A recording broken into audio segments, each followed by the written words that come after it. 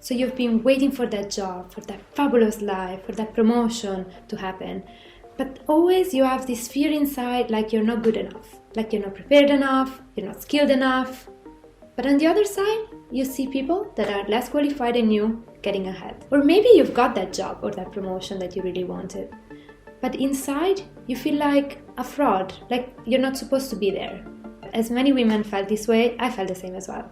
But I've always refused to have this mindset stop me from getting the life that I've pictured for myself. So I've researched a number of tools that I used to overcome this feeling, and I got to become growth marketing manager at TikTok at only 25 years old with less than 3 years experience. This would have never been possible if I would have let the imposter syndrome get ahead of me and prevent me from getting where I wanted to be. So today, I really want to share with you the top 3 tips that will help you get ahead of the game. They've been working wonders throughout my academic and professional career, and I use them recurrently to improve both professionally and personally. And they got me where I am today. There are people less qualified than you doing the things you want to do only because they chose to believe in themselves. Period. Advocate for yourself. For example, in meetings or at school, I used to feel like I could not ask questions because I will waste people's time. But then I told myself, if they have the right to ask questions, why can't I? You are no less than everyone else in the room. Pro tip here, ask the hard questions. For example, about promotion, about salary. In my case, I was in a job in the past where I found out that I was paid as much as someone with less experience than me that I was training. So that same day, I went and talked to my manager about salary, and I asked why I was paid less than this other person. 2 hours later, I got a salary raise. If you do what you've always done, you'll get what you've always gotten. Put yourself in challenging situations. Say yes, even if you are not 100% prepared. Apply to that job, even though it says 5 years experience and you only have 3. The situations where I've been the most uncomfortable are the one where I've gained the most confidence. In my case, I've been asked after 6 months of graduating to go teach a class in my old uni at Warwick. I was so scared. I was thinking, why should this student listen to me? But I did it anyway and got a massive confidence boost from that because I didn't believe that I could do it, and I proved myself wrong.